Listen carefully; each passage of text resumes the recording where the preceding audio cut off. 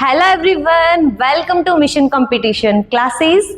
आप सभी का स्वागत है मिशन कंपटीशन क्लासेस के एजुकेशनल प्लेटफॉर्म पर। हम पढ़ रहे हैं कोशिका, और कोशिका में हमारा टॉपिक चल रहा था कोशिकांग, जिसमें हमने माइटोकॉन्ड्रिया और लवक को डिटेल के साथ पढ़ा था। और अब हम पढ़ने वाले हैं, जैसे कि आप बोर्ड पे देख सकते हो, हमारा नेक्स्ट टॉपिक है अंतःप्रद्रवी जालिका या एंडोप्लाज्मिक रेटिकुलम भी जिसको बोलते हैं। क्या होता है अंतःप्रद्रवी जालिका, आप सबने पढ़ा भी होगा, लेकिन आज हम डिटेल से पढ़ेंगे, सारी बारीकी से इसका अध्ययन करेंगे। तो देखिए आप, अंतःप्रद्रवी जालिका जैसे कि कोशिका झिल्ली,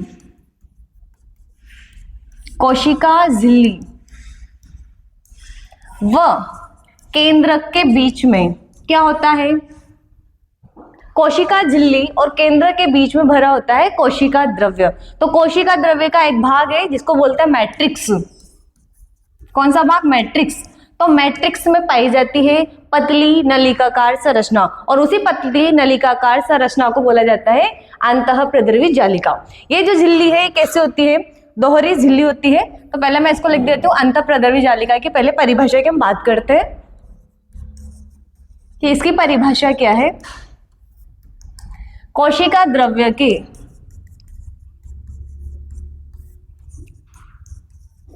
कौन से वाले भाग में? मैट्रिक्स में। कैसी संरचना होती है? पतली संरचना है और नलिकाकार संरचना है। तो पतली नलिकाकार संरचना, पतली नलिकाकार संरचनाओं का जाल अंतःप्रद्रवी जालिका कहलाता है। संरचनाओं का जाल क्या कहलाता है? अंतःप्रद्रवी जालिका कहलाता है। ये जो नलिकाएं हैं किससे बनी होती है? तो हमने कोशिका झिल्ली में कुछ मॉडल पढ़े थे, और उस मॉडल में एक मॉडल था इकाईकला मॉडल। तो आपको याद रखना है कि नलिकाकार संरचना किससे बनी होती है? तो ये बनी होती है यूनिट मेम्ब्रेन से। ठीक है, छोटी सी बात मैंने लिखी है कि मैट्रिक्स में पतली नलिकाकार संरचनाओं का जाल होता है जिसे अंतःप्रद्रवी जालिका कहते हैं, और ये नलिकाएं किससे मिलकर बनी होती है? यूनिट मेम्ब्रेन से बनती है। अंतःप्रद्रवी जालिका को हम शॉर्ट में बोलते हैं ईआर, एंडोप्लाज्मिक रेटिकुलम इसको कहते हैं। तो अब इस ईआर के बारे में एक एक करके हम सारी बातें देख लेते हैं। ईआर आपको याद रखना है कि ईआर कैसी संरचना है? तो ये है दोहरी झिल्ली युक्त। किससे बनी होती है? ये दोहरी झिल्ली युक्त संरचना है। माइटोकॉन्ड्रिया और लवक भी दोहरी झिल्ली युक्त ही कोशिकांग था, और ये भी दोहरी झिल्ली युक्त कोशिकांग है। तो फर्स्ट बात हमें याद रखनी, दोहरी झिल्ली युक्त कोशिकांग है। नेक्स्ट, ईआर किससे बना होता है? तो ईआर बना होता है प्रोटीन से, साथ ही लिपिड से या फास्फोलिपिड से। तो किससे बनता है ये? तो ये बनता है प्रोटीन, साथ ही किससे बनता है? फास्फोलिपिड से बनता है, फास्फोलिपिड से बना होता है। नेक्स्ट कि ईआर किस में पाया जाता है? तो ईआर यूकेरियोटिक कोशिकाओं में पाया जाता है। केवल यूकेरियोटिक कोशिकाओं में उपस्थित होता है, प्रोकैरियोटिक कोशिकाओं में उपस्थित नहीं होता। तो ये होता है यूकेरियोटिक कोशिका में, यूकेरियोटिक कोशिकाओं में ही होता है। अब इसका आकार देखो आप कि इसका आकार कितना होता है। अंतःप्रद्रवी जालिका का अब आकार हम देखें, इसका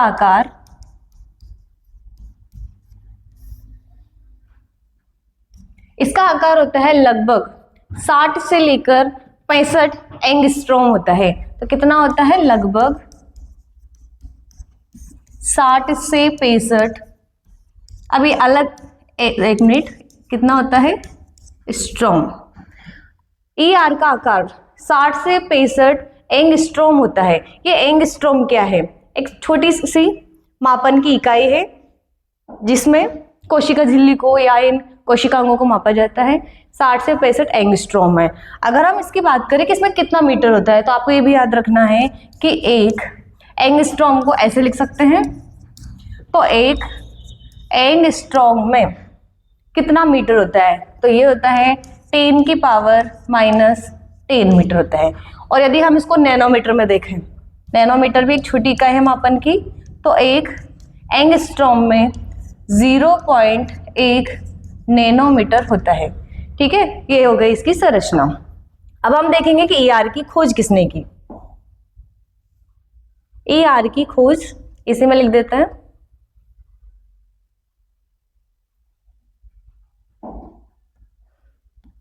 ER यानी कि इसका पूरा नाम क्या है, एंडोप्लाज्मिक रेटिकुलम की खोज किसने की थी? तो एक साइंटिस्ट है जिनको बोलते हैं के पोर्टर, या फिर पूरा नाम बोले तो कीथ पोर्टर। कीथ पोर्टर ने एंडोप्लाज्मिक रेटिकुलम की खोज की थी। और लेकिन आपको साथ में इसका सन भी याद रखना है। तो इसकी खोज कब की थी? 1945 में। ठीक, नेक्स्ट कि ER की खोज हो गई कब? 1945 में। लेकिन इसका नामकरण कब दिया? तो आपको नामकरण का भी याद रखना है कि ER का नामकरण किसने किया। पहले तो याद रखना है किसने किया, कीथ पोर्टर ने ही किया है। किसने किया है? कीथ पोर्टर ने किया है। और कब किया है? तो इसका सन भी याद रखना है, 1953 ईस्वी में। और ये कब हुआ था? इसकी खोज कब हुई है? 1945 में। तो 45 में खोज हो चुकी थी, लेकिन इसको नामकरण कब किया?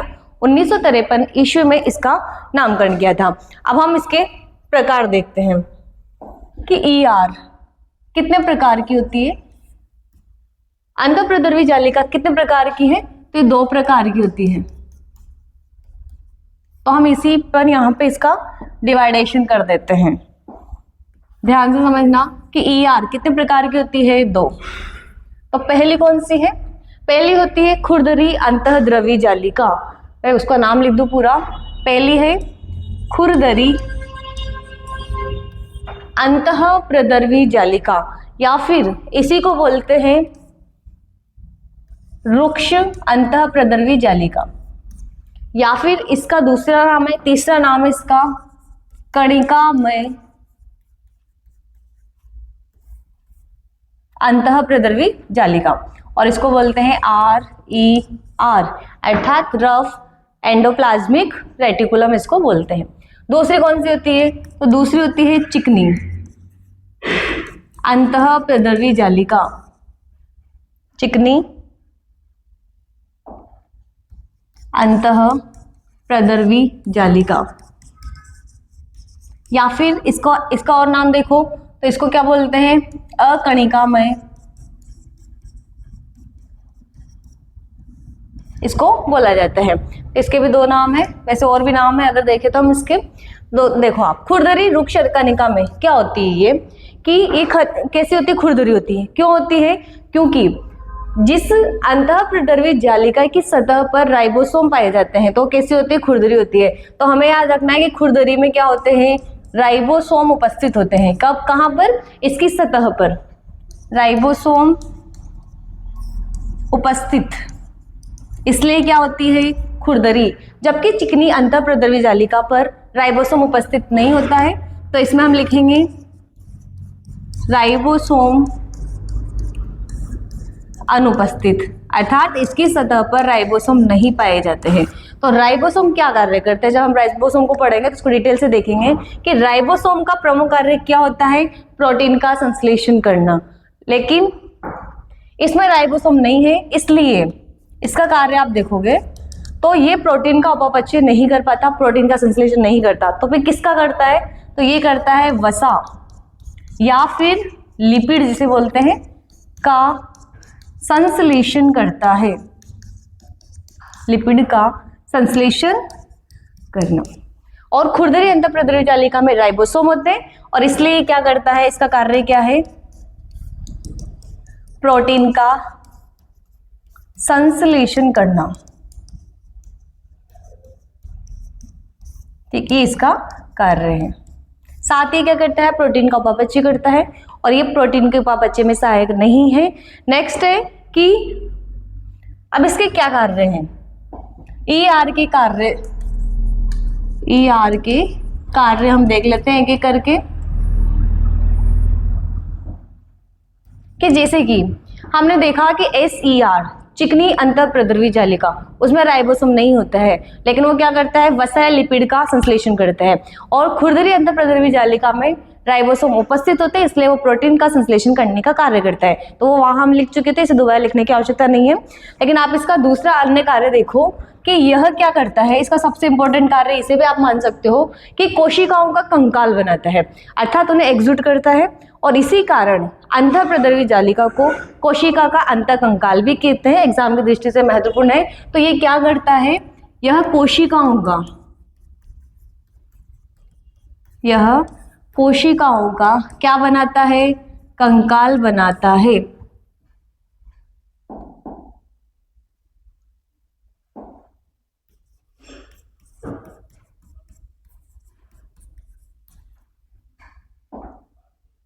काल बनाकर क्या करेगा, बनाकर क्या प्रदान करता है, आकार, किसको, कोशिका को आकार प्रदान करता है, संरचना प्रदान करता है, आधार प्रदान करता है। तो आकार व आधार प्रदान करता है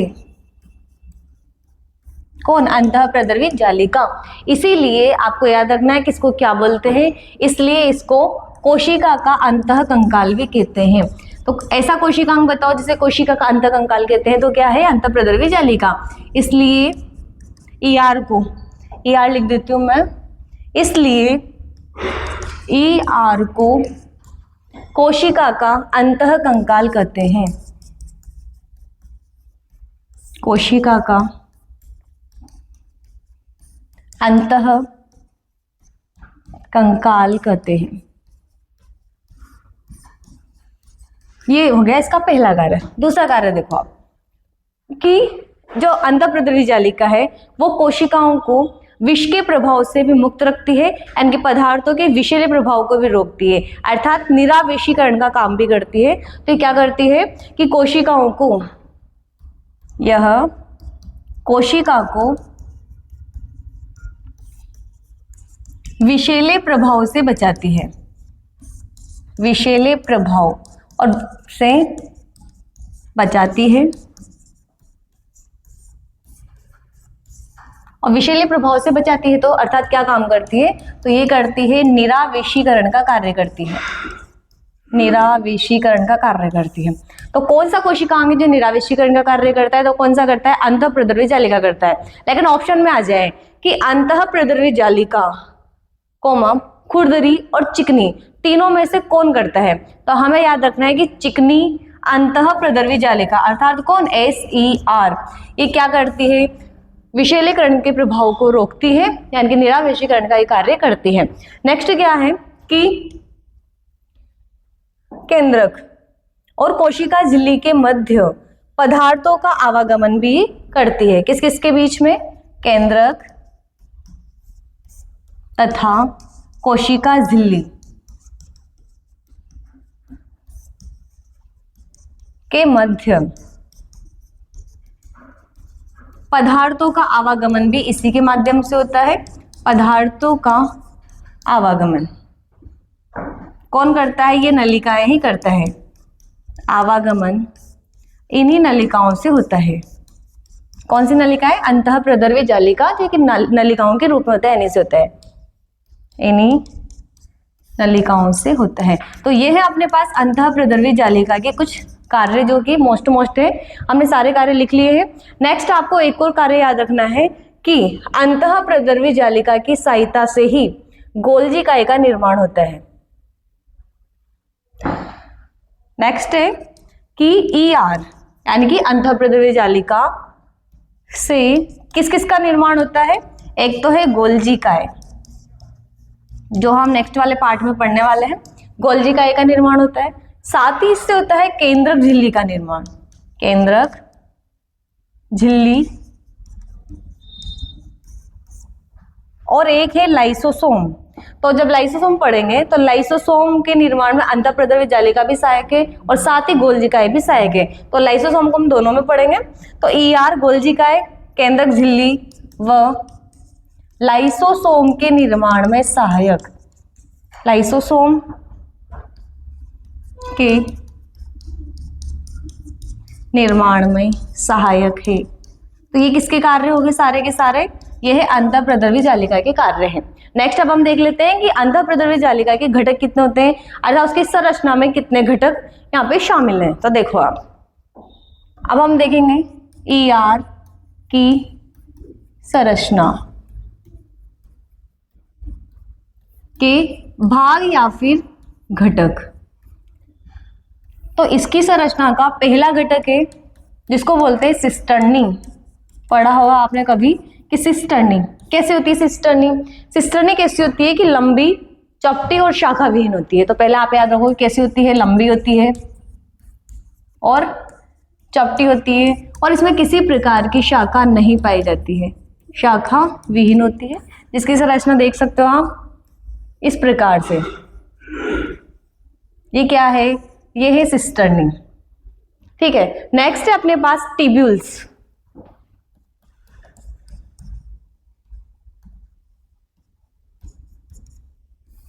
पहला भाग कौन सा है?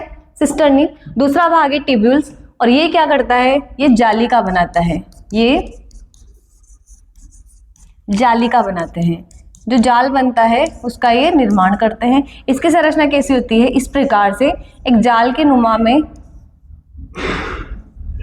इस प्रकार से जालीनुमा संरचनाओं में ये पाए जाते हैं। तो ये क्या है? टिब्यूल्स हैं। और लास्ट जिसकी संरचना में आता है वो है वेसिकल्स। तीसरा है इसकी संरचना में वेसिकल्स।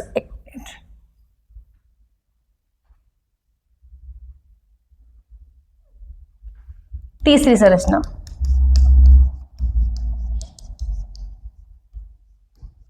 वेसिकल्स। पहली है सिस्टर्नी, टिब्यूल्स और वेसिकल्स। ये संरचना होती है अंडाकार। ये अंडाकार संरचना है और ये अंडों के रूप में पाई जाती है। तो ये क्या हो गई? ये हो गई है ER की संरचना के घटक। सारे के सारे हमने देख लिए हैं। तो एक बार रिवीजन कर लेते हैं हम। देखिए आप, हम क्या पढ़ रहे हैं? हम पढ़ रहे हैं ER, एंडोप्लाज्मिक रेटिकुलम को हम पढ़ रहे हैं। देखिए क्या है अंतःप्रद्रवी जालिका, एक बार क्विक रिवीजन कर लेते हैं कि कोशिका द्रव्य के मैट्रिक्स में पतली नलिकाकार संरचना होती है, और इसकी झिल्ली कैसी होती है? दोहरी झिल्ली युक्त कोशिकांग है। इसकी जो नलिकाएं हैं वो किससे बनी होती है? यूनिट मेम्ब्रेन की बनी होती है। और ये वाला मॉडल का सिद्धांत किसने दिया था? रॉबर्टसन ने दिया था। ये भी आपको याद रखना है। नेक्स्ट ER दोहरी झिल्ली युक्त कोशिकांग है, प्रोटीन और फास्फोलिपिड की बनी होती है और यूकेरियोटिक कोशिका में पाई जाती है। इसका आकार लगभग कितना होता है? तो 60 से 65 एंगस्ट्रोम होता है, और कहीं कहीं पे 70 से 75 एंगस्ट्रोम भी होता है। तो एक एंगस्ट्रोम में कितना होता है? 10⁻⁻10 मीटर या फिर 0.1 नैनोमीटर होता है। नेक्स्ट है कि ER की खोज किसने की? ER की खोज 1945 में कीथ पोर्टर ने की है, और नामकरण कब हुआ था इसका? 1953 ईस्वी में। किसने किया था? कीथ पोर्टर ने इसको नाम दिया था। नेक्स्ट ER कितने प्रकार की होती है? ER 2 प्रकार की होती है, खुरदरी अंतःद्रवी जालिका, रुक्ष या फिर कणिका में। इसको बोलते हैं RER, रफ एंडोप्लाज्मिक रेटिकुलम, और इसमें राइबोसोम उपस्थित होते हैं। इसी कारण ये खुरदरी होती है। और ये क्या कार्य करती है? तो प्रोटीन का संश्लेषण करने का कार्य करती है। नेक्स्ट है चिकनी अंतःप्रद्रवी जालिका, जिसको क्या बोलते हैं? SER बोलते हैं, स्मूथ एंडोप्लाज्मिक रेटिकुलम कहते हैं। इस पर राइबोसोम अनुपस्थित होते हैं। ये वसा और लिपिड का संश्लेषण करती है। नेक्स्ट है कि ER क्या कार्य करता है? तो इसका मोस्ट इंपोर्टेंट कार्य है कि ER कोशिकाओं का कंकाल बनाता है, और इसी कारण ये इसको कोशिका का अंतःकंकाल कहते हैं। ये कोशिका को विषैले प्रभाव से बचाता है, अर्थात निरावेशीकरण का कार्य करता है। कौन? और इसमें भी अगर पर्टिकुलर नाम पूछा जाए तो कौन सा वाला भाग? ACR, अर्थात स्मूथ वाली जो चिकनी अंतःप्रद्रवी जालिका होती है वो। केंद्रक और कोशिका झिल्ली के मध्य पदार्थों का आवागमन भी किससे होता है? इन्हीं नलिकाओं के माध्यम से होता है। और ER ही क्या करता है? गोल्जी काय, केंद्रक झिल्ली और लाइसोसोम के निर्माण में सहायक है। तो ये है उसके कार्य। नेक्स्ट ER की संरचना के कितने घटक है? 3। पहला है सिस्टर्नी, जो लंबी नलिकाकार होती है। एक है टिब्यूल्स, जो जालिका बनाती है, और एक होती है वेसिकल्स, जो कि कैसी संरचना होती है? अंडाकार संरचना होती है। तो ये हमने पढ़ा है किसके बारे में? अंतः प्रद्रवी जालिका के बारे में, एंडोप्लाज्मिक रेटिकुलम के बारे में हमने सारी जानकारी ली है और मुझे नहीं लगता कि कोई भी कॉन्सेप्ट बाकी रह चुका है। इसमें सारी बातें मैंने आपके सामने क्लियर कर दी है। तो थैंक यू सो मच। अगर आपको वीडियो अच्छी लगी हो तो लाइक करें, कमेंट करें, शेयर करें। साथ ही हमारी कोचिंग क्लासेस का MCC खानपुर यूट्यूब पे चैनल है, उसे भी सब्सक्राइब करें। Thank you so much.